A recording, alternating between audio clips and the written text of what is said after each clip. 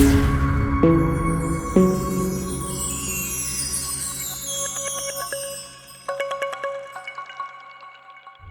morning, everybody. It's me, Brandon Green. I am the owner of Gold Element Autoworks. And what am I doing this morning? Well, I am en route to pick up a customer. He drove in from, I think, Michigan City, Indiana, to get a coilover conversion. He stayed at a hotel, a local hotel near where I stay. And he's anticipating me picking him up and having him follow me to where the car is going to be getting dropped off at for me to do the coilover conversion. Then I'll bring him back to his hotel. It's going to take approximately a day and a half for me to do this coilover conversion. I'm really looking forward to it. It's a beautiful Mercedes SL, but the problem is with the AVC that when it starts to fail, it becomes a money pit. You start to put more money into it than it's worth. So in this case, this customer has agreed to do a coilover conversion. He went to my website, www.goldelementautoworks.com, in order to buy the coilover kit itself, as well as the power steering pump. And so we are now, we have arranged for this coilover conversion here in Cincinnati, Ohio. And so I am picking him up right now as we speak. You gonna take some pictures? Yeah. Don't worry, if you do something to it, I'm not one of them guys that's gonna raise hell. Shit happens. Yeah, I'll make sure that I don't see though. anything ever happening to yours, but anything can happen, you know? Yeah, I've never damaged one yet. Let's keep it that way. This is nice, man. Very nice. Very nice. I was afraid you didn't like white. No, I like white. White is nice. It's such a contrast from the black that It ain't as pretty as that one. man, you know, it's just a different color. Because I get pulled over sometimes. Okay. Like speed. Okay. Salesman. Okay. I can actually get out of tickets by giving them information, young men, about I have no idea what these cost. But if a guy, do you ever do it where a guy will call you and say, look, I want a compressor just like you got at your level. You can go out and buy it and, you know, fix it up and then sell it? I've had people ask me for that, but they don't follow through. Like they don't follow through, should I say. The deals always fall through. So they say that. They'd have to have at least half the money up front, I imagine. You have to, yeah. So people say what they want, but when it comes to actually coming out of pocket and paying for it, they tend to stop responding. So that's just how it is. People like what they like, but understand that everything has a cost to it. Well, if you can't afford the toy, don't buy it. Yeah. I look at these are toys. Yeah. They're expensive. They are expensive. You gotta, beautiful though. thank you. You gotta have some money to play with a little bit, you know? If you wanna customize right. it and make it right and maintain it. Beautiful. Yeah, I wish I would have cleaned these wheels up before I brought it out here to you. Looks fine. I think you're everyday driver, right? Yeah, I've been driving it here lately, yeah. Gosh, it's pretty. I still have to do the audio system on here. I have so much going on with these coilover jobs and other vehicles that I'm working on. I still got to upgrade. You know how you have like the Sony aftermarket radio? Yeah. My amplifier went out a while back, and so. I remember you had those Yeah. when you filmed. I watched about all of them. Did you? You know what I love is that you had your wife driving these cars. You never had it before. When you're driving, you're behind it. You're filming it from behind. Yeah. That looks so cool, man. That sold me. I was like, I want, you know what I mean? Yeah. All right. I love these cars, man. So yeah, follow me out. I'll bring it over to the house and then bring you back here. Yes, sir. Yes, sir. Oh, this is my only fob. Okay, I got you. I won't lose it.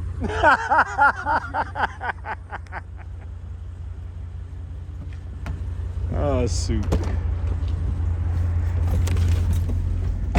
All right, so that's what's going on. That is Rod. He lives, like I said, what is like Michigan City, Indiana, which is really close to Chicago. So he's a little bit of a ways out. He drove all the way out here to get this coilover conversion done.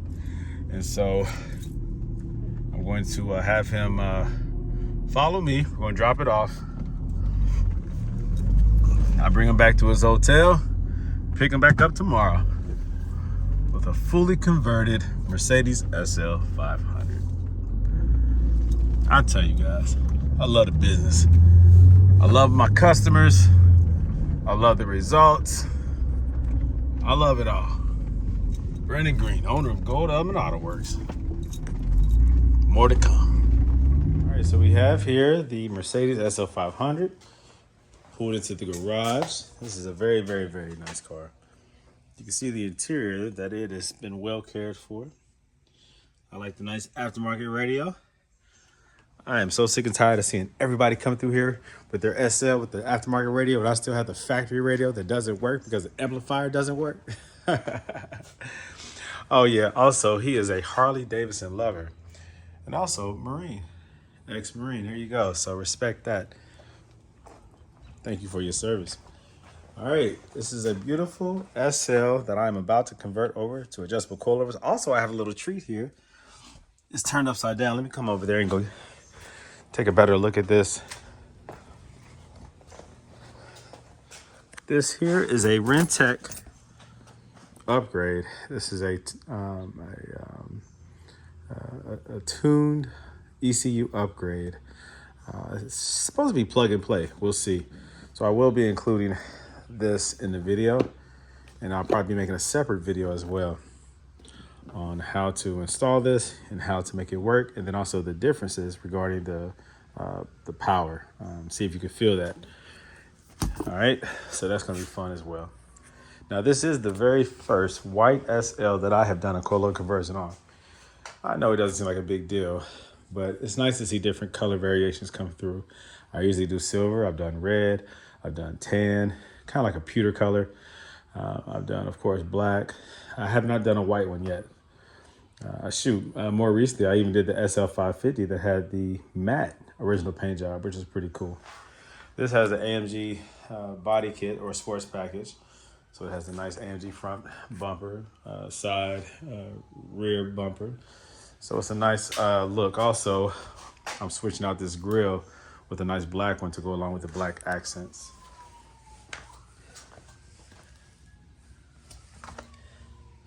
So that's unique.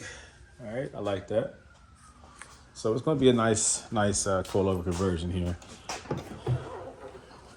Here goes, of course, the factory N113 motor, very reliable, most reliable motor that Mercedes has ever built, in my personal opinion. I'm going to eliminate the ABC pump. I'm going to pull out this reservoir for the ABC system that we no longer need. I'm going to keep the reservoir in place, use that for power steering. Let's see here.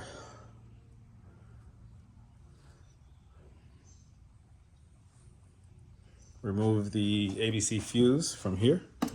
I'll show you which one that is. That's this 15 right here. Pull that out. Usually I need some tools to pull it out, like some pliers, needle nose, but that's gonna come out of there. That basically deactivates the ABC system. As I start to unplug and disconnect, it's gonna deactivate anyways, but you wanna get that fuse pull so you eliminate the red ABC light that comes on when the system realizes that there is a fault with the ABC system. So when that red ABC light comes on, you can't see the dash anymore, anything else, any other information on the dash. So that is, if your system is already deactivated and you're keeping your ABC, or you're trying to just diagnose your ABC, if you need to see what's on the instrument cluster, you can just pull that fuse, which allows you to see what's on the instrument cluster. You'll get the white ABC warning light, but you will be able to scroll through and see what else is going on with your car. But once I eliminate the system, of course, the fuse will be pulled. It's obsolete at that point. It will have a standard power steering system with a standard power steering pump installed and adjustable coilovers. So I'm gonna go ahead and get started. I'm not gonna record the process in this video because I have many other videos that explain the process, but I'm gonna go ahead and get started because I have this job. I have another car coming in today from Wisconsin that I have to knock out as well. So this one first. This will be done by tomorrow. Then the Wisconsin one, I'll start on that one likely tomorrow. I have a few days off in the firehouse, so I'll be knocking these coilover jobs out. All right, so let me go ahead and get started. I don't really have a lot of time to waste. All right, so I dumped the ABC fluid from the reservoir into an oil pan. I just want you to take a look at the color of this. Now this is supposed to be like a light green, and over time it darkens up. It becomes almost black. It's just what it is, man. The breakdown of this material, you see it still has a dark green tint to it, but it's really, really dark. Now, some people say changing the fluid maybe every 30,000 miles, whatever, can prevent, premature ABC failure. It can increase the length of the system without failure, the proper operation of the system without failure, but it's not guaranteed. Sometimes that's true, sometimes it's not. It just really depends. It's an aging system, not necessarily based on mileage, but age more importantly. A lot of these cars have low miles. I've changed suspensions out with 40, 50,000 miles on them. I just did one with 17,000 miles on it. It's just what it is. Over time, these cars were built back in 2002 and what, 02 through 11? They're old, man. It's just what it is. So the fluid breaks down. Eventually, the system needs to be either revamped, new lines, valve blocks rebuilt, new power, new ABC pump, new fluid. It's just what it is. In this case, and in many cases, people are getting rid of the ABC system and they're converting over to adjustable coilovers to eliminate the possibility of failure. It's not will it fail, it's when it will fail. And this car is so pretty. I have underappreciated how beautiful white is. I think it's gorgeous. Let me turn this little TV down. Hold on.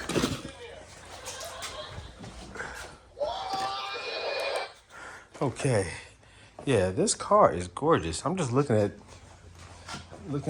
sitting down, looking at it from this angle. And white is beautiful. I highly encourage you to consider a white SL. This thing is absolutely gorgeous. So right now what I'm doing is adjusting these. I'm increasing the length, extending it out. You see this hole here? I'll extend it until the threads disappear, and then I'll decrease it by 1 inch. This customer wants it to be a little lower than factory. So typically those who have like lowering links, they like their cars to sit a little bit lower than the lowest ABC setting. This, what I'm about to do, is perfect. Increase the length till the threads disappear, and where it's about like right here. The threads disappear, you can still see the top of this portion, and then decrease the length by 1 inch. So extend it and then decrease it. All right, extend it all the way out. It takes a lot of turning because there's probably this much of it in the body, the lower half. So once you extend it where the threads disappear, then with the measuring tape or some type of ruler of some sort, measure down 1 inch. I put a piece of tape where my 1 inch measurement is. Okay, you see how it's disappeared? I still want to see the bottom of it though. There it is. You can see it right there. About just like right there, you go. You can see it right there. Measure down 1 inch. I put a piece of tape there, and then that's my stopping point. So I decrease the overall length down to there, wherever that 1 inch measurement is. And that gives it that perfect right below, like ABC lowest setting, right below that, because it's going to settle like 1/8 of an inch over a few months. That'll be the perfect height. For those who like it sitting up a little higher, do a 3/4 of an inch. All right, whatever that measures out to be. So if it's right here, put a piece of tape there, twist this down to that tape, and then you're good to go. I like about 1 inch personally, and that's where most people like theirs, is about 1 inch. All right. The last two coilovers I did 3/4 of an inch. They liked it sitting up a little bit higher. Yep. So I'll do that to all 4 of these. You do that to the front and the back. Then these are the rear, by the way. The shorter ones are the rear. Then I adjust the dampening settings. This right here, I turn all the way, 1 click at a time. Don't twist it fast. 1 click at a time.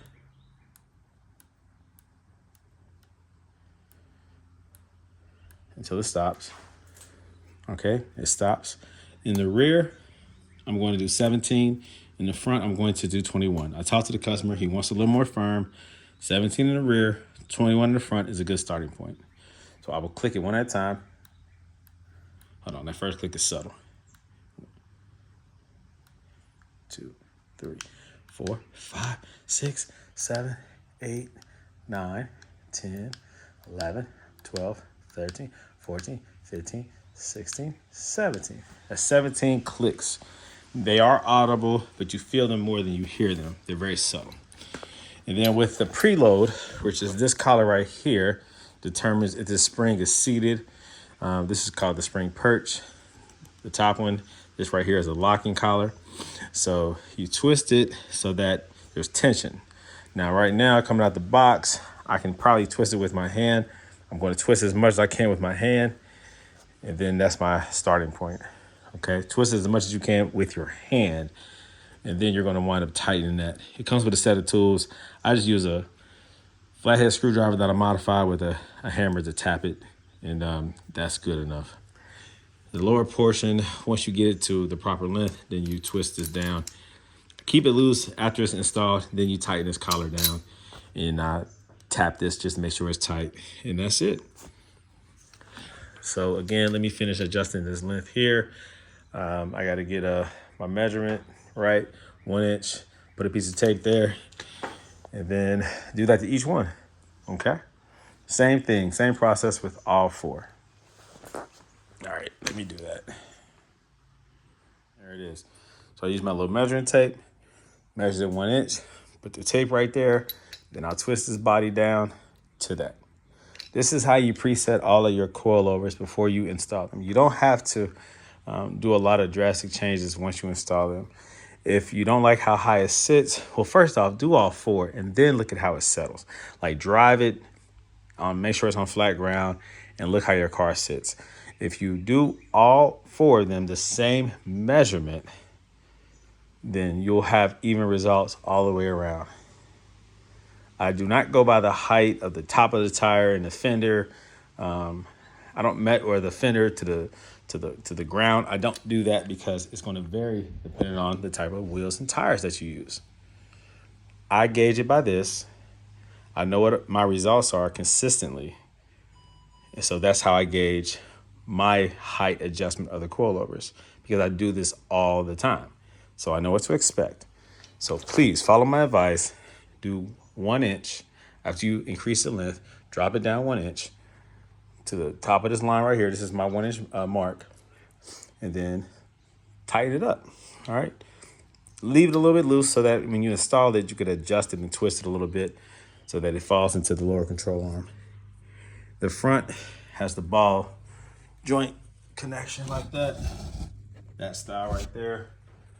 And as you tighten that nut, it goes into the lower control arms. So same thing though. Your overall length, you're going to preset it this way, and you're going to have the right height. Trust me, it's going to look really nice. You'll see the end result of this coilover conversion when I'm done with it, and go by that, okay? Okay, so I just did that.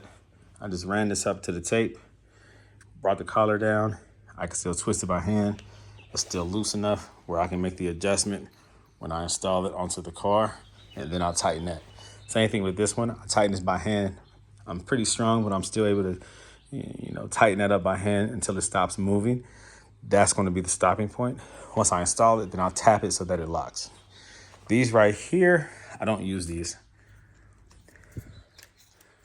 Now, these are cool if you have to use them, but I prefer the factory ones. Now, in the rear, they're not that much wider diameter-wise, but in the front, they're much wider, the original ones, so I use those. I like the wider diameter. It covers more surface area. When you tighten it down, you never have to worry about, you shouldn't have to worry about this anyways, but you don't want these to go through the body. Now, the body, it seems like there's maybe like 2 sheets of metal, maybe 3 that's compressed together. But you just never know. If something were to happen catastrophic, I don't want my nuts to pull through the body. So I want them wide as possible. The front takes more of a beating than the rear anyways. So I just collect these. I never use them, but I have them, right? The rear is probably about just as wide as those. I use the front, which are much wider. And then the rear, I just use the factory ones. It's just a different material. Mercedes knows what they're doing. So I try to keep consistent Mercedes material whenever I can. When it comes to their nuts, their screws, bolts, whatever, I try to reuse theirs instead of aftermarket ones. All right, but it's the same threading, same pitch and all that stuff, so those nuts work as well. All right, so one is done. Again, this is the rear, 17. Never go higher than 18, but 17 is a good starting point. And then the front, I'm going to do, in the front will be 21. That's a good starting point. No reason to really go higher than 21 in the front. So I get all these set up first so that once I pretty much like put this in the rear, do the other one, put that in the rear. It's not specific to left or right. They're all identical. Same thing with the front. It's not specific left or right. You can interchange whatever. Just make sure the front is the front and the rear is the rear. Dang, that white is pretty. Oh yeah. And I just changed out the grill. So he wanted this one removed, which is the factory. It's like a gray, not even silver, but like a gray in place of this one. It goes along with the black accents a lot better. Looks really nice. With the tinted windows, you'll get the full picture once I pull it out once I'm done. So at this point, the lines, the ABC lines running across the front, connected to the front struts, are removed. Running along the rear, driver's side, those lines are all removed. The valve blocks are removed. Excuse me. Dang. Now I have to install the coilovers. So I have them set up at each corner, right? Ready for installation. There you go. At this point, I'm going to take a little break. I'm tired. I've been working on this since this morning. And I might even just pick back up in the morning, like tomorrow morning. We'll see. I have some plans with the family, some things I need to take care of, some business I got to handle, some things I have to ship out, some business stuff. Don't forget, I don't only just do the service like in the installation of the coilovers. I also sell the coilovers. I also sell other Mercedes parts, brand new parts, used parts. You go to my website. I also have an eBay store, 2 eBay stores, Gold Element Autoworks and also GE Autoworks, where I sell all types of stuff. Mercedes stuff, other car stuff, all types of stuff. So I have to operate that. I have to make sure that that stays on point and get things shipped out through them. Also things that I sell through Gold Element Autoworks, I have to ship that stuff out. Also I do customer support, all the things that come along with owning a business, Mercedes business in particular. So I have a certain level of customer service that I have to maintain. All right. Relationships with the customers, with the clients, all types of stuff. I have jobs that I have to set up, follow up on. I have more cars coming. It's a lot of work, guys. It's a lot of work. Anyone who says being a business owner or entrepreneur is easy has never done it. It is work. If you're good at it, if you are really giving the customer what they need, taking care of customers, making money, keeping things like, I guess, under control, making sure things are done and handled properly. It is a lot of work. It's a lot of follow-up. It's a lot of correction. It takes humility. It takes hard work, dedication. I love what I do. So it's fun, but it is work. All right. Anyways, so I am going to probably pause and then pick back up in the morning. More content on the way. Keep watching. Thanks. Okay, so we are sitting inside of the 2006 SL500. I am sitting, I say we because you guys are watching, so we are sitting together inside the SL500, taking a look at and seeing what's going on. This is the Sony double den that I do like. This is pretty cool. I like all the aftermarket double dens. A lot of them that I see is Android based. This Sony one is Sony software, not Android. I'm sure it has CarPlay or Apple Play or whatever. But that's pretty cool. But what I'm doing now is I'm looking at this RENNtech ECU upgrade kit. This right here is a plug and play by RENNtech that is going to modify probably the air fuel combustion ratio for better performance. It's programmed specifically to this vehicle based on the VIN number. This is the device right here. This is the plug and play. All right. There's a switch right here where it indicates either the stock or the modified programming. If I understand correctly, according to this right here, and let me take a look at it. Let me open it up so you guys can see it. You guys can press pause if you want to read it. I already read it.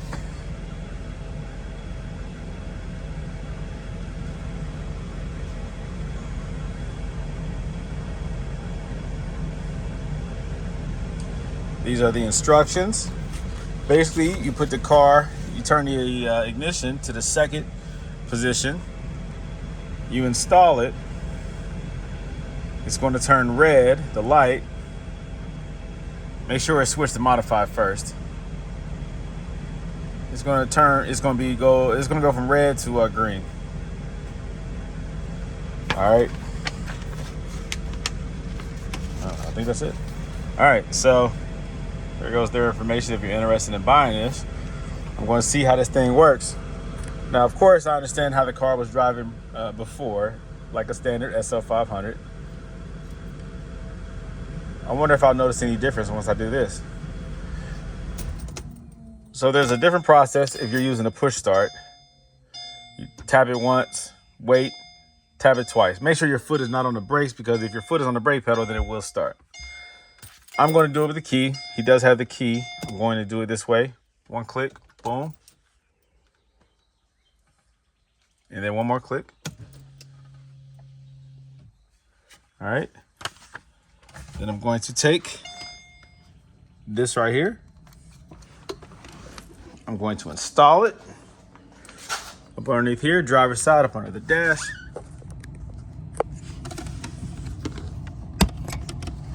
You can only go in there one way.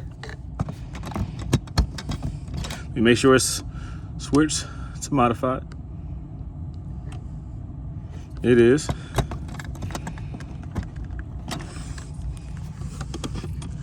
Okay, it's red. They said that the fan will blow. That radiator fan is going to blow at high speed as it's programming. So that's expected. They said to make sure your battery is fully charged, because it will cause your battery to drain with the cooling fan blowing at high speed if your battery is not charged. Do not interrupt the programming. That's what it's doing right now. It's just programming. Do not interrupt it. Don't do anything. Wait for it to go through the programming. And when it's done, the fan will shut off and the light will turn green. Here goes the instructions again.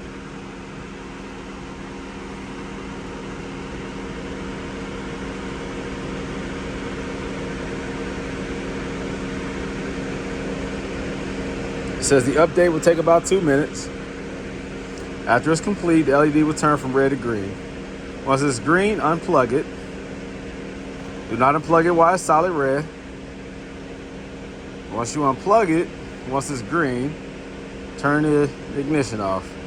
Your vehicle software has been updated. So it takes about 2 minutes to do. Now, it says green already. All right, now, I thought the fan was shut off. I guess it doesn't say that. I just assumed that when it's done, the fan is shut off. Let me just go over it again.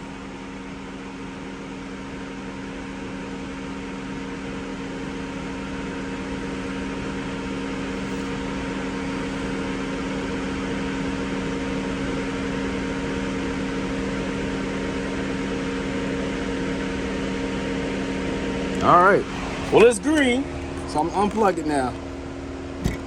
Boom.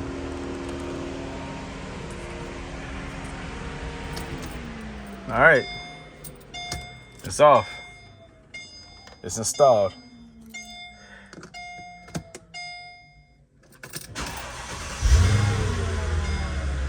Just like that, huh? It's funny because that cooling fan, the radiator fan, blows full speed whenever there's an issue with that ECU. Like if it's been shorted out, like water, condensation, whatever has like affected the ECU, it directly affects that fan. I've also had that fan go crazy before on a Mercedes when I hooked up a HID to the fog lights. That current draw did something to the ECU. It threw off the module and it caused that fan to blow full speed. I've had it when a LED light, well, a HID bulb in the headlight shorted out and caused that fault in the module, causing that fan to blow crazy. So whenever there's an issue with the ECU, expect that. That fan blowing full speed is usually an indicator of a faulty signal, a lack of something, it going into some kind of default mode. Now, that fan blowing full speed, the purpose or the reason for it is because it senses that there is something wrong with that engine, and so blowing full speed will cool it down, just in case there is an overheating or something that is causing that engine to possibly go into a catastrophic mode. That fan blowing full speed is supposed to help cool things down or decrease the damage to that motor. It's weird why, you know, how Mercedes designed that, but that's why it goes into like emergency mode. Okay, anyways, back to this right here. So that was simple installation, guys. Very simple, very simple. Now let's see what it's supposed to do. Like, does it even talk about like the purpose of this? Yeah. We all have heard of RENNtech. Great reputation. All right, let's see here.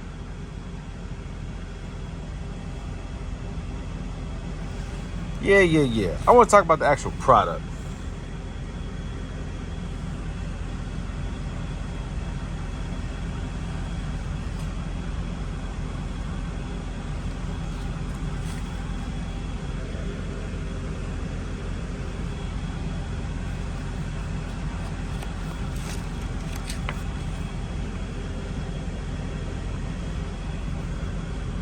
Okay. Significant gains in horsepower and torque across the entire power band. Optimizes air-fuel ratios, ignition timing, and throttle mapping. Increases engine rev limiter. Modifies boost mapping for turbocharged vehicles. I might have to buy this. How much does this cost? Well, the owner told me that it costs about $1,000. $1,000. Is it worth it? Well, let's find out. Let's drive this bad boy and see what it does. It says that it's specific to your vehicle based on your VIN. Now, this right here is probably the port used to program it, I'm assuming, because it's not something that I would personally, or the owner would personally use. So it's been programmed to your vehicle based on the VIN number. Basically, any kind of programming or tuning is done based off of your VIN number, right? There's a program that's installed on your computer, and then, well, from the computer, installed that software upgrade onto this device, one hand, and then installed it to your vehicle. So it's like programming done elsewhere, virtually, so to speak, allowing you to, with the proper hardware, install it. I said virtually, from a different location, not virtually, but from a different location, and then you have the actual hardware to be able to install it. So the software is installed somewhere else, the hardware is installed by the owner. So it's pretty cool. Man, if I can't do this with one hand, hold on.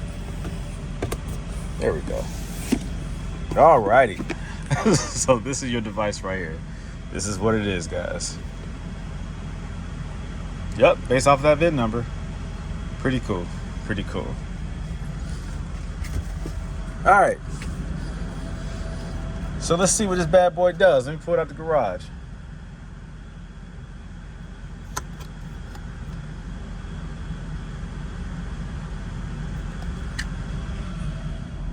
Okay. So let's check this thing out real quick. See how it feels. I'm gonna turn this off so I can hear the car. Okay, just a nice tap of the accelerator. The response is immediate. So that's not a clear indicator that the programming is effective. You have to really tap it. But I did notice that, just that subtle little tap. Now I'll hit the clear button, well, this button right here, which clears the ABC light. And you'll see whatever other issues you might have. License plate, okay. License plate right bulb is out. Okay, just a nice tap, just a soft tap. Very responsive.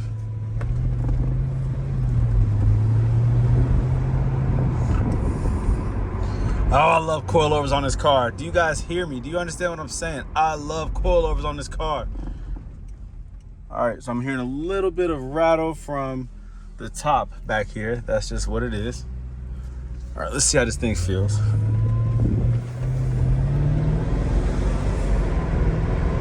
$1,000 for more horsepower, for more torque. Is it worth it? So the true gauge, not just driving it, I'm going to feel it just driving it, of course.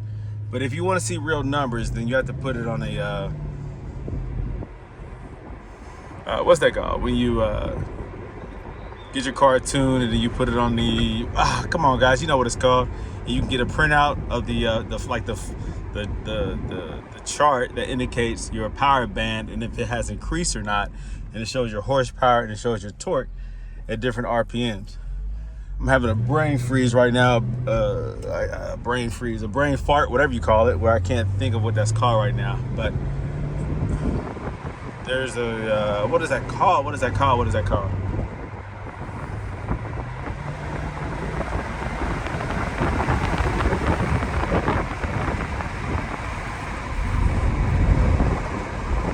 But right now, let's focus on how it's driving, how it feels. I'm gonna roll the windows up. Feels good though.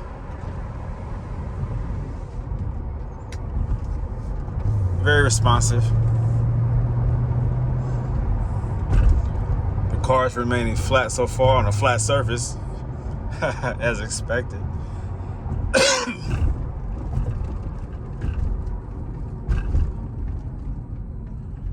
All right, with the braking, it kind of.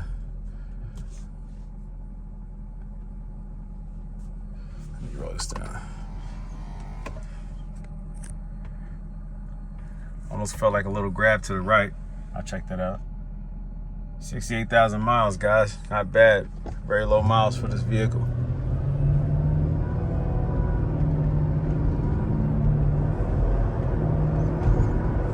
Man, the acceleration is on point. It really feels good.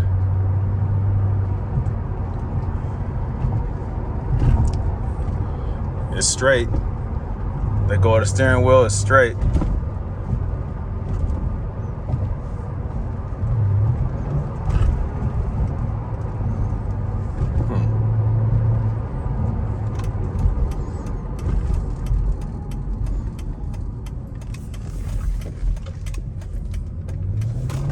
Whoa, yeah, that thing does have some punch. Oh, I felt that.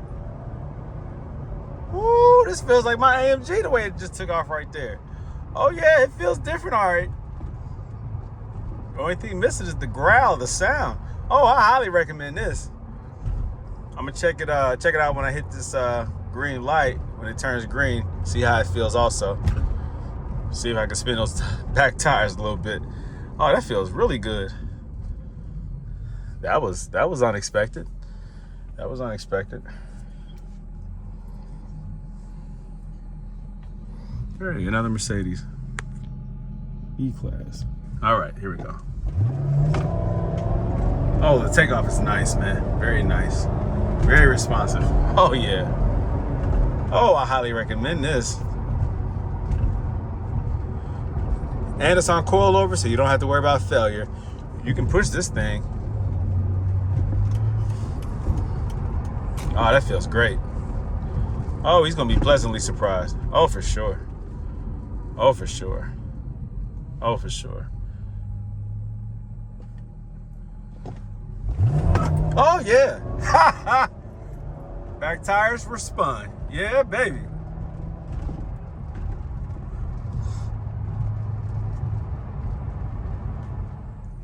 Okay. Oh, getting the car dynoed. That's what it's called. And that chart is called a dyno chart. Yeah, getting the car dyno would be the biggest or most obvious indicator of actual gains. So you have to pay for that. Go to a tuner shop and say, I want my car dynoed. Now it's going to give you a comparable as to what's expected from the factory, right? And then you have to compare that to what you now have. So sometimes they'll have a record of a previous owner, like a previous customer, how they had their car dynoed, I guess, as a comparison. And so you look at the OEM versus yours, and that's a nice indicator of if your car has seen, you know, if you can see some gains. Basically, is what I'm trying to say.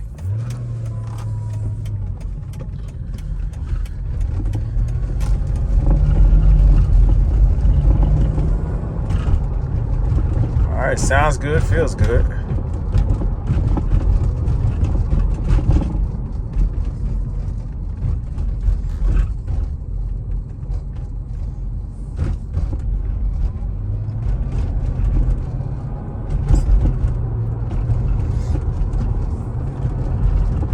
All right, so the suspension is set up kind of stiff, 21 in the front, 17 in the rear.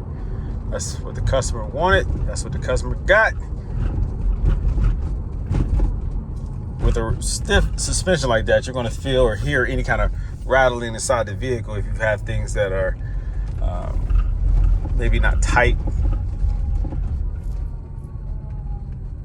You can always soften it up if you don't want to hear that, if you don't want to feel that. Now I'm focusing right now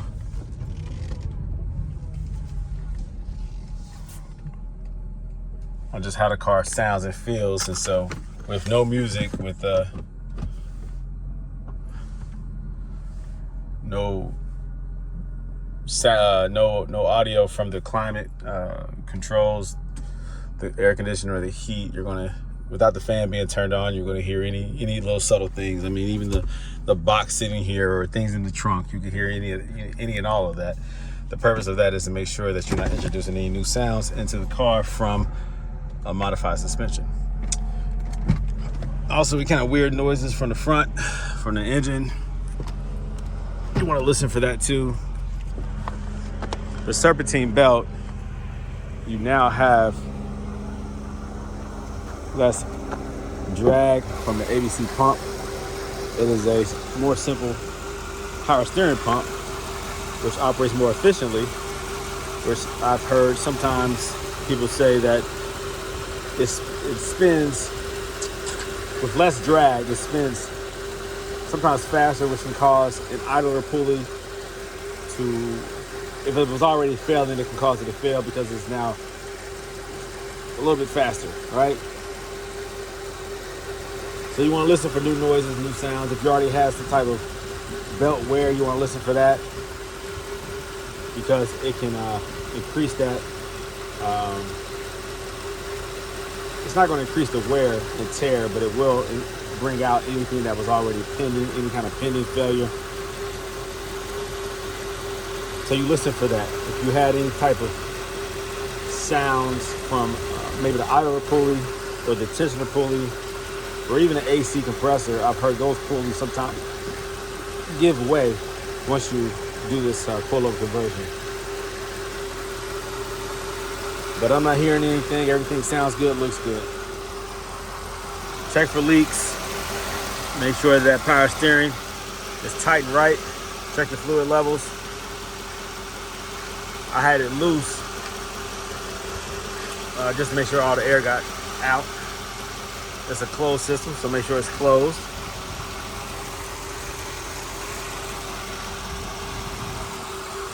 All right. Looks really nice with that new grille. I'll tell you that, it looks really nice.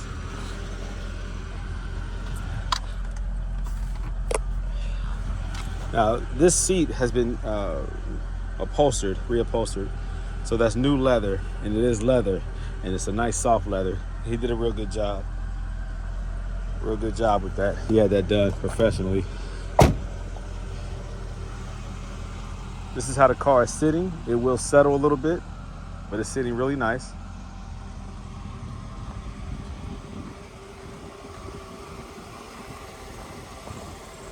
It's a great looking car right there.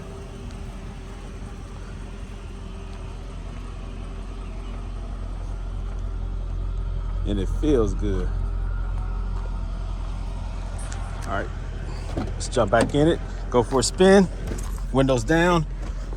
Listen for any creaks, suspension noise, sounds, whatever. Really feels good, man. This car is really nice. Again, there's a little bit of a rattle back here. You can hear it from the top when you go over bumps. Not sure if that was there before, but he'll notice it for sure. I can't see how it wasn't there, because I'm just going over just minor imperfections in the road. You can hear it, so you can probably hear it before.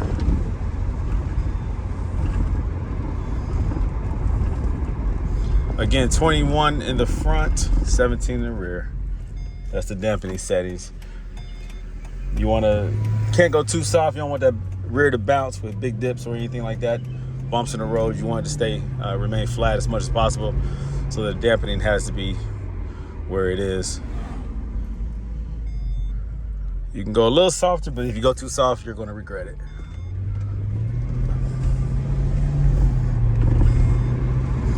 Yeah, man, feels good. Feels good. Nice and responsive. I think he'll notice the difference. I think so. I think he'll notice the difference.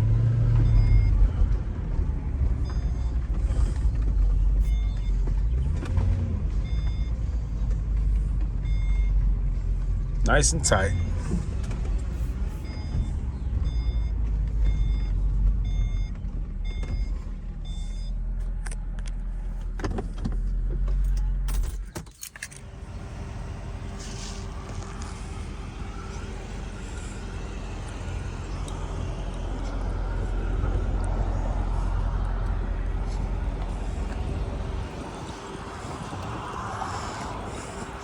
Wendy's never looked so good.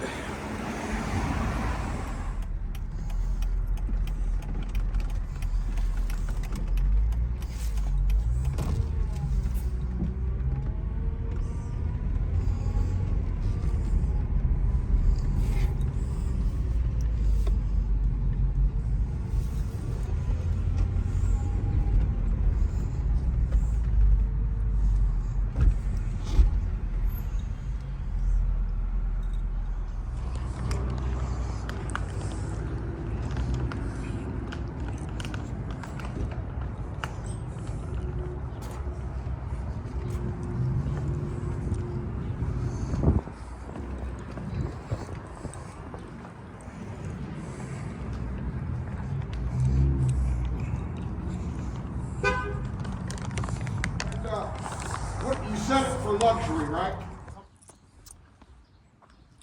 Hi. I think my car is perfectly set. It's running like a beast. I love it. I can't wait to take it out on the road and open her up a little bit. Yeah. Good, man, good. You've done a really, really good job, and it was quick. Yeah. Gosh. Yeah. What was it, like yesterday morning? And then done today, this afternoon? We brought it over Friday morning. Okay, I can't remember what day it is. You were over here, and then you had it done. I thought it was going to be done on Sunday, and you got it done today. Day and a half. Dropped off yesterday morning, done today. Incredible. And how do you feel about the RENNtech, the mod, the tune? Oh yeah, that's what I was talking about, running like a beast. You know, I haven't even opened it up. I have absolutely can tell. Personally, for me, yeah, it cost me $1,047 for 18 horsepower and 16 pounds of torque, but it's real 18 horsepower and real 16 pounds of torque. Yeah, it makes a difference. Yeah, you get what you pay for in this case. Absolutely.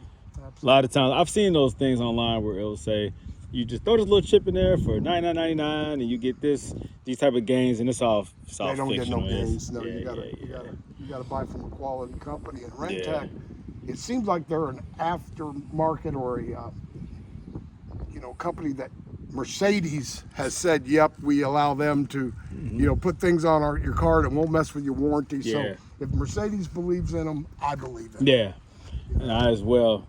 When people are selling their car for a lot more because it has RENNtech upgrades and mods, it was done right. As long as it's from a reputable shop who knows what they're doing regarding tuning and programming. RENNtech itself carries it's a good name. It's a good brand, good company. Well, it's the only one that I think that they latch onto. That Mercedes will endorse. Yeah. You have Brabus, that's a different level. Right. But the RENNtech though, they've been around for a while. They've proven themselves. It's a good company. I trust it, and I think it felt good personally. As soon as I did the upgrade, just the initial, well, if you think about it, Mercedes has still got a reputation. They're not going to endorse any product that is not Mercedes level and quality, Right. And you can't blame them. You can't blame them for that. So yeah, you pay more, but you actually get what you're paying for. Yeah. Those cheap tuners I told you that I saw, $99. It's supposed to give you 60 horsepower. I told you it's up to 60. That's how they get around that. They ran, I watched on YouTube, they ran a video, you know, where they're doing a, the dyno or whatever? dyno, yeah. And they did one before, then they did it after. Okay. And afterwards, that car gained 2 horsepower. And actually, I think the torque went down a little bit. Oh my God! See, yeah. So, and this was a little Japanese. Like a No, it was probably like Subaru or something. Or, okay. It's a Japanese car, you know, a tuner. Gotcha. But you know, the bottom line is the way they get away with it is they say up to 60. Yeah. So what if it only gave you 2? We guaranteed it won't be more than 60. Yeah. They can't guarantee a number. And I've already talked, or I've looked online where I read reviews and comments. People that are trying to get their money back from because they say we give, you know, all these cheap money companies, back guaranteed. You can't get a hold of them. Yeah, exactly. You can't, you know, you get put on hold. You get, you know, excuse after excuse. We'll call you back, or it just hangs up. You're not gonna get your money back, or it's gonna be such an effort, you know. Right. It's not even worth it. $500 trying to get $99 back. Yeah. So you get what you pay for. I'm glad I did what I did, and what do you think about this grill? I think the grill is gorgeous. Oh, man. That set my car off. I needed that black grill. Yeah. And that was, you know, it surprised me. This is a lot like Harley Davidson. There are things you think that should be really expensive that are not.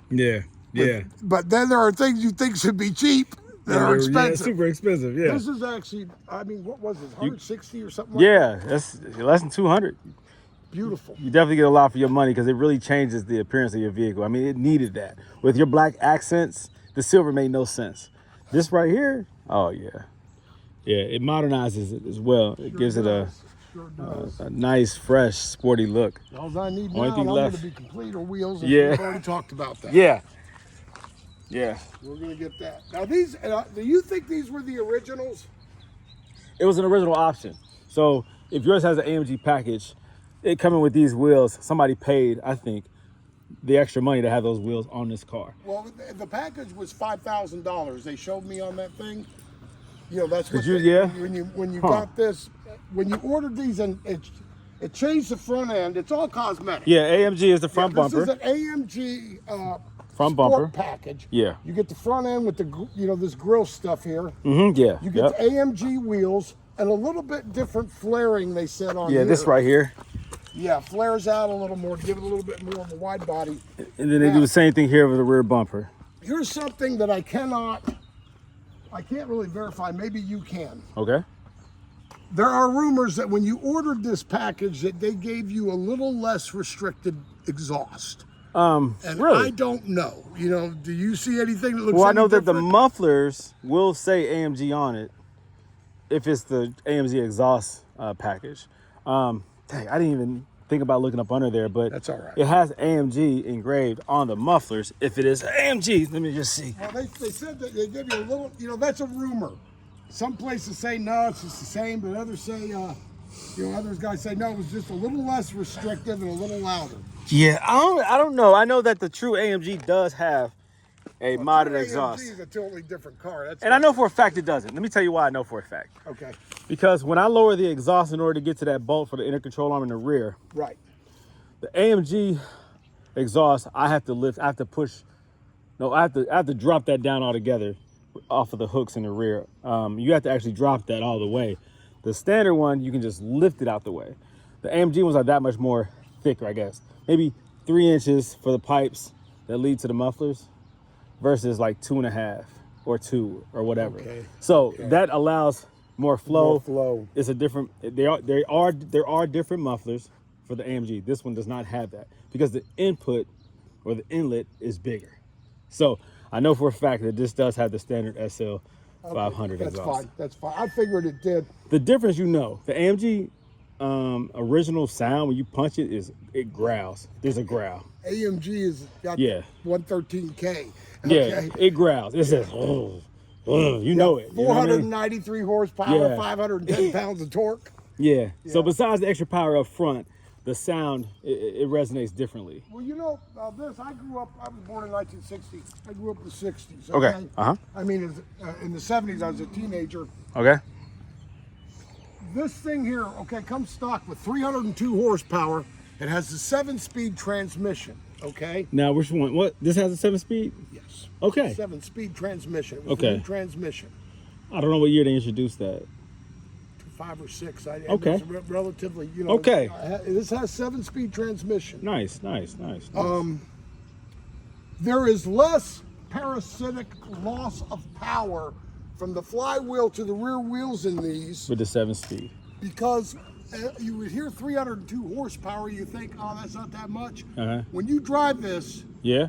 it feels like there's a lot more going on under the hood. You Okay. know what I mean? And Okay. that's what it's got to be. Because back in my day, like your 67, 68 GTOs, Okay. and everybody loved those, right? Yeah. Classic. They actually were 300. They were 400 small blocks. If they had 400 small block, they were 360 horsepower, but about 400 pounds of torque. Okay. Okay. But that was at the flywheel. At the flywheel. So at And the time wheels, you get all the way to the rear you lose wheels, a lot of that. they were losing a lot of power. I think this car right here, do I think I could beat a 67 GTO? No. But I'll put it to you this way.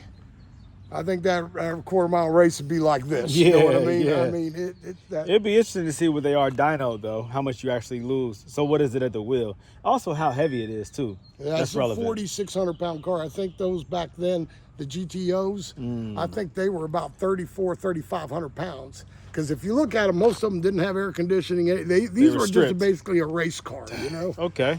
And some of them, I guess, could have had air conditioning. Not in this, I don't They think. just any added of- weight though. They were reduced pretty much without all the luxuries. They basically were, well, like they said, GTO, get the others. We're fat. But yet I can compare this with 302 horsepower, and I'm telling you, for those of you out there, you ever want to, test it out, drive one of these, you're going to be shocked. It feels like there's a lot more going on under the hood than there is. And now that I got the chip, Yeah. I'm gonna have some real fun. Yeah, man. I want to thank you very much. I promise any of you watching this is the guy to go to. It was an absolute nightmare. I went to a Midas muffler place, right? Okay. And I said, yeah, we haven't done one in a few years, but we can do that. Yeah, suspension right. I was Yeah, that guy, right. touching my It was going to be car. a whole experiment is what it was going to be. Well, they wanted strut masters. That's God. another thing I found out. It seems like everybody wants strut masters. No. Because strut master, Silver Neomax, that's the way to go. that's the way to go. It's the way to go. These And yeah. I've lost, what, 200 pounds on this? Yeah, easily. A little bit, Easily. probably a little bit more than that. Once you Probably remove the pump, 230, the yeah. struts are super heavy. They're sitting up there. Do you know how heavy those things are? Let's go take a look. Yeah. You told me the whole system was like 300 pounds. Yeah, yep. The pump itself is heavy. The valve blocks and everything, all that stuff, it's a lot of weight. But these right here take the cake. Oh, look how pretty this is. Yeah, man. Okay. Feel how heavy this is. Jesus. Yeah, yeah. Yep. So there's two of that size and two of this size and this weight. And these are heavy as well. In comparison, You man, it's actually have crazy. these rebuilt and you were able to resell these. Man, I aren't don't rebuild these things, man. I throw them in storage. I have so many of these things. I probably have almost 100 of these things. you? Okay. So when somebody if anybody needs ever some, wanted one, I have them. Yeah. But I'm not putting the money into them at all. You see what happens. Yeah. The dust cover just becomes everything. brittle. It all just falls apart. Most of them are still in good operating condition, but even this right here, it just wears down over time. Yep. They become very brittle. See, Wow. it's just what it is. They In sell other them. words, this thing could have gone out on me at any time, couldn't it? Yeah, you just never know. It's always gonna be something that's gonna fail. And they have you replacing these. These are like, let me see. Don't have Here you go. Use that. is this a rag? Yeah. Yeah, and these are expensive. They'll charge you $1,300 for one strut to remove it and install another one. And most of the time, that's not even a problem. There's something else in the system that's causing failure, but causing that corner to sink down or whatever. It's usually the valve blocks. But they just have you replacing parts because they don't really. It's all an experiment, an expensive experiment. Okay. We're better off just pulling all this garbage out of here. So imagine what those weigh. Those combined You with said the it was like the lines, whole the valve system was blocks, like the 300 ABC pounds. pumps. It's a lot. It's a lot. And of course now even with, I don't have that ridiculous power steering pump that ran that and this. Yeah. The tandem 2-part pump that can go at any time. So yeah, it's a simplified pump, easy to replace. Any mechanic with common sense Can swap out that power steering pump easily now. Sorry, I'm going to criticize Mercedes. My German brothers have a tendency to over-engineer things. This is a product they put on their cars that is way over-engineered. It's really for a racetrack. I think it's failed technology. You know, I really don't like this system. The coilovers, that's what you need to go. Sure. For everyday performance and reliability, the coilovers is better. It's better. Because the proof is in the pudding. Why are a lot of these SLs not on the road? Failed suspension. And people don't know about you. Yeah. You know, I found out about you 2 days after I bought that car. Wow. And I was about sick because I was like, I could have called this guy and told him what I wanted, you know, and help me out. But that's the way it was. I was lucky to find you. I appreciate that. Yeah. Very lucky. And I would spread the news or tell anybody. Yeah. Actually, I had two people locals here, two young ladies.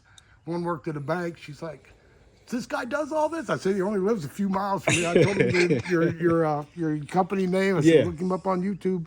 She's like, I really want a Mercedes. I said, yeah. Got to talk to you. Can help. I can put her in the right direction. Make sure she doesn't. Have him bring the car and fix it up for you. Yep, I'll take care of. And in my opinion, this is what has thank God for the depreciation gods. Yeah, I know, right? Because that car was 102,000 according to that thing, new in 2006. To the window sticker, but it's because of this system. I think that's what drags the it kills it. It kills it. Yeah. Nobody wants to deal with it. No. Because there aren't very many it's hard to resell people them, out there to fix it. Yeah. They are hard to resell. The dealerships oftentimes gets the trade in because there's an issue with the ABC suspension, but they don't know. They're totally ignorant. Most of these dealerships taking these cars in on trade have no idea. And then they find out they're into something they can't get rid of. Yep. Can't get any money. They realize they gave too much to the customer for the car. But you see, the value on the car is already low. You buy one and then you give old Brandon here a call. Yeah. And he can make it all good. And for, in my opinion, a fraction of the cost. I mean, we did the math of what Mercedes had told me, and it still is at least 3,000 below them, but I think theirs would have been higher because they told me a minimum of 15 hours. They're going to hit you for 20 at 250 an hour. Yeah, that plus the parts, we were looking at like $7,400. Yeah. But I think it would have been more than that. I think it would have been that was the more like 8 minimum or 9. right there. I really do. Yeah. And here with you, suspension alone was, I think, $4,200 with parts. That's and labor. You know what I mean? Parts and labor. Yeah, you can't beat it. Steal. And now you can take that car anywhere where there's a road. And I'm going to Knoxville, Tennessee, and then I'm going to go back up to Michigan City, Indiana. There you go. Thank you so much. You're very welcome, man. Very welcome. Very welcome. I appreciate you, and pass the word. You have 2 of my business cards. I'll make sure you get some decals. I'll send that out to you. I want my decals. My decals. I ran out of them. I'll make sure I get you some. I promise. That's beautiful. Yeah, man. That white is stunning. When I get the real wheels I want. That car is stunning, man. You made me appreciate white all over again. This is beautiful. Yeah, the AMG for this one? Yeah. Why not? Hey, why not? Yeah. Why not? God, I love your AMG, dude. Thank you, man. Thank you. And by the way, that was the first one I actually rode in the other day. You gave me a ride in it. Yeah. I'll tell anybody here, his AMG, that means all of them are, it is a beast. That thing, you punched it after, we sat back in the seat and then you punched it a little bit. Yeah. I'm like, we're doing like 60 and you punch it and I'm still getting pushed back in the seat, you know? They're fun cars, man. M113, I believe, is the best V8 motor Mercedes has ever made. And I agree. And I believe it's going away on us, isn't it? See, it's sad, man. Everything is, what is it? Turbo, 4 cylinders, 6 cylinders, 8 cylinders. It's they're going down and then they're changing over. And the other thing a lot of people don't realize, I'm not a mechanic, but I'm a guy that reads a lot. Okay, okay. What I love about it is this is a single overhead cam. Okay. Whenever you have V8s and single overhead cam, you get a lot more lower end torque, a lot, you know what I'm saying? Yeah.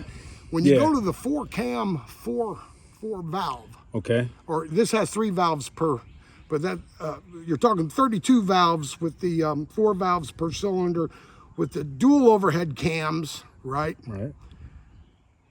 They're higher RPM motors. I get this torque really around 2,700 RPM. I mean, all the torque is there. Okay. Those, because those multiple cam motors, Yeah. they're higher RPM motors, so you don't get the low end torque. Gotcha. I believe. Gotcha. I don't believe you do. Now, somebody may start throwing rocks at me, you know what I'm saying? But I am absolutely sold on your single overhead cam. Yeah. Because you can just do so much with them for the low end. Okay. Okay. They come that, it's a whole They just lot feel like easier. raw power. Oh, it really I mean, is. at Very any torquey, speed, these things are nice, man. very torquey little motor. You cannot go wrong with a V8 Mercedes. And this is the 2000s through up until, I don't know. I think they started getting a little shady. I think the M156, whatever, like the 07 and up. It's a good motor, but these are the most reliable. What is the new 5.5 07? Is that the 156? I believe it's the M156. Okay, because that's the only, well, I got turned off the day I went to look at this.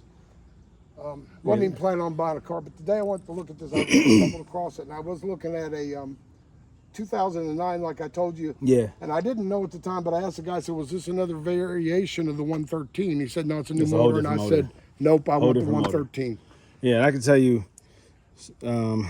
because they use that for the 450 and the 550s, and you have timing chain guide issues, I believe, on that. You'll get some rattling out of that. The thermostats always go out on those. Sometimes they mix the coolant and the oil because of those failed Mixing thermostats. the coolant and oil are never a good thing, Yeah, sir. the oil coolers. Yeah, the oil cooler goes bad on those too. The gasket, and that's where they both flow through, and it mixes there. You get it in the coolant reservoir will have oil and coolant mixed in there, and that's a mess because then you got to clean out the radiator. It's just a mess. Yeah, I've had I mean, I still have a GL550 with that motor in it, and they all had the same issues, the same oil leaks, the same. But you don't have those problems with M113, Nope. do you? That's what I thought it's the best motor. I love these things, man. They're more reliable, and it's sad because you see like the S classes, the E class, you see them broken down because of the failed suspension, and it's like you have a bulletproof motor in those cars, the best motor Mercedes ever built. Yep.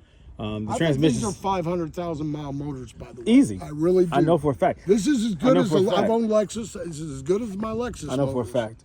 Like even the G-Wagon, I could have got the next, like the G550 with the M56, or I could have got the G63. I didn't want any of that. I wanted that 5.5. That's a compressor motor. Yeah, That's the yeah. M113K because it's way more reliable, Yep. way easier to tune, and it lasts way longer. I knew what I was doing, you know. That's the only motor that I want. As much as I love like the newer S-Class, my wife has the next motor that they used. She has a 14, which is the 14 through 21 or whatever motor. Known issues. And I don't want to deal with it. I got that car because it's newer and she wanted another S-Class. But I knew what came along with that. And we've already dumped money into like the coolant system because those lines are cheap. You don't have to fail. defend yourself, Oil sir. leaks. Happy wife, happy life. You know. You know? As much as I love that car, I would not risk one for myself because I know what comes along with it. But these early year Benzes, man, the 2000s through 06, Yep. to me are the best. The front The end. materials are the best. Yeah, that 2000, Interior, that exterior. 2009 I saw, you know, it's got different headlights. I Yeah, think they man. screwed up. I just don't like They it as much. squared and angled it, and it's not as beautiful as, this is more reminiscent of the old school SL, the gold wing and all that, like the curvatures and all that. Once you lose that and start angling it and making it sharp and modern, you lose a lot of that historic SL, the characteristics of the early SL. So I just love the flow of this. It never looks outdated. It's always beautiful. They're so damn affordable. You can And I buy love them. how cheap they You are. can buy it. Well, this one had 67,000 miles, and I told you it was on sale. Had it for 13.9 or something like that, $9.99. The Carfax report said it should have sold for another 4,000. 42 was a great deal, yeah. what they call a great deal. But I mean, you can buy one of these and have something for less than what a daggone new Honda Civic costs. You know what I mean? And it gets more respect. You have more power. Oh, gosh, they're It's beautiful. funny because all the newer cars have the newer tech in it. It's just a bunch of cheap electronic gadgets. It doesn't make the car better. You get the same gadgets in Hondas and Kias. It doesn't make it better. It's just electrical Chinese gadgets. It's nothing special. I've always had a passionate love for the machine. And right up to even my semi, you know what I mean? Yeah. That I had.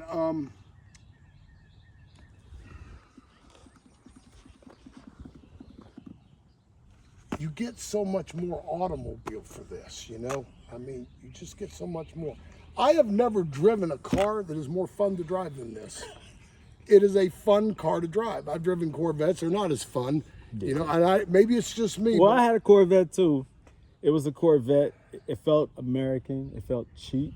Yeah. The aesthetics of a Corvette were there, but it's still cheap because I started taking it apart and doing mods. And I said, this thing is garbage. I looked at the carpet. It was cheap, thin cardboard-like material up underneath. It was rust.